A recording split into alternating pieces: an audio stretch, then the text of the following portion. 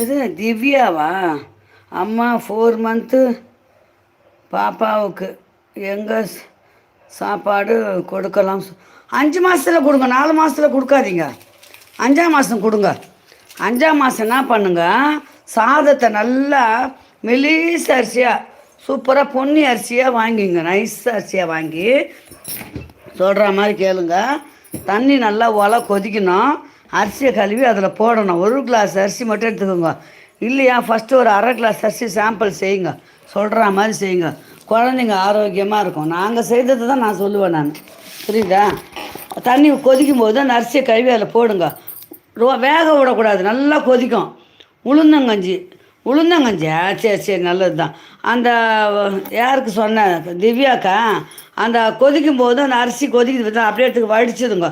இல்லையே ஒரு ஜல்லியில் ஊற்றிடுங்க. அதை அப்படியே காத்தார விடுங்க. நல்லா காய்ஞ்சிச்சுன்னா பழைய அரிசி மாதிரி ஆகிடும். மொட அது கூட ஒரு 10 மிளகு, ஒரு ஸ்பூன் பருப்பு, அரை ஸ்பூன் சீரகம் போட்டு மிக்சியில் டர்ன்னு திருப்புங்க. ரவை உடச்சி வச்சுக்கோங்க. ஆமாம், 5ஆம் மாதம் கொடுங்க. ரவை உடச்சி வச்சுட்டு எங்கள் அம்மா என்ன பண்ணுவாங்க, சாப்பாடு சோறு நமக்கு வடிக்கிறோம் இல்லைங்களா, அப்போல்லாம் வடிப்போம்.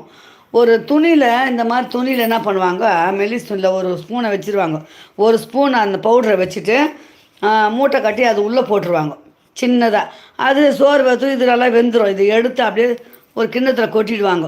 ரசம் இல்லைன்னா சாம்பார் தெளிவாக ஊற்றி நெய் தொட்டு கொலன்னு பிசைஞ்சு அப்படி தடவி ஊட்டுவாங்க. 5 மாதம் குழந்த இடுப்பில் சரியாக உட்கார தெரியாது குழந்தைக்கு. இருந்தாலும் தூக்கிட்டு கொஞ்சம் கொஞ்சமாக ஊட்டினோம்னா குழந்த நல்லா புசுன்னு வரும். அழகாக இருக்கும், ஸ்ட்ரென்த்து இருக்கும் குழந்தைங்களுக்கு. நான் அப்படி தான் வளர்த்தேன் என் பசங்களை.